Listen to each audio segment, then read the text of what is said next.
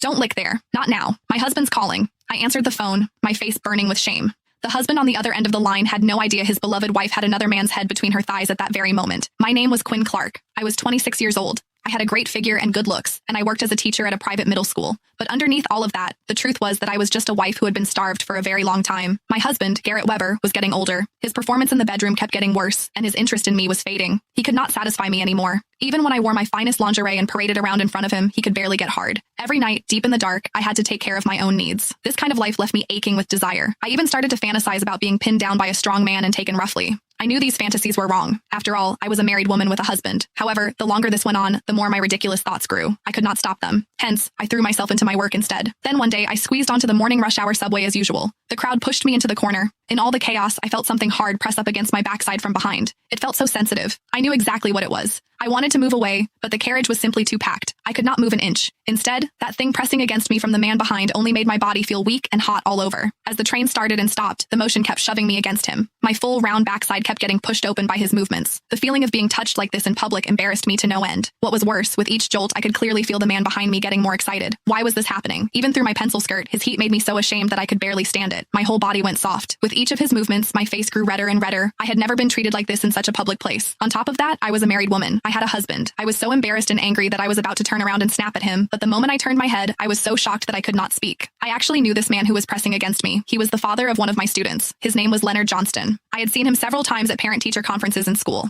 The moment I realized that the man touching me on the subway was my student's father, I completely panicked. I had always been shy. If it had been a stranger, I could have put on a serious expression and scolded him for his behavior. However, in front of someone I knew, I had no idea what to do. I quickly turned back around in a panic. Yet to my surprise, this reaction of mine only made Leonard bolder. He pushed even harder. I could clearly feel his body pressing against me, but there was nothing I could do. I could only blush and try to squirm away. The problem was that the train was so packed that there was no room for me to go. I could not even get off. I felt desperate, but there was nowhere to hide. All I could do was blush and nervously wiggle my hips. What I did not expect was that this movement let him slide right along the curve of my backside and push into the deepest, most sensitive part of me. No, this could not happen. I felt him pressing against me, and I grew desperate. However, my thin clothes did nothing to block Leonard's body. Instead, he let out a low, deep groan. God, that feels good. His deep voice made me burn with shame. When he saw that I did not dare to fight back, Leonard grew bolder. His strong frame pressed tightly against my back. Then, he reached his hand around. My waist went cold, and I squeezed my legs together on instinct almost instantly.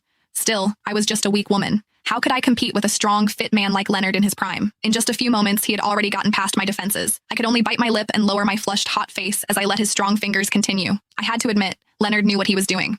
The constant pressure soon stirred up the deepest desires I had been hiding. My body trembled, my legs shook. I could not handle what he was doing to me. The strange new feelings made my face turn red. I should have stopped Leonard from touching me. However, a small part of me started to feel eager.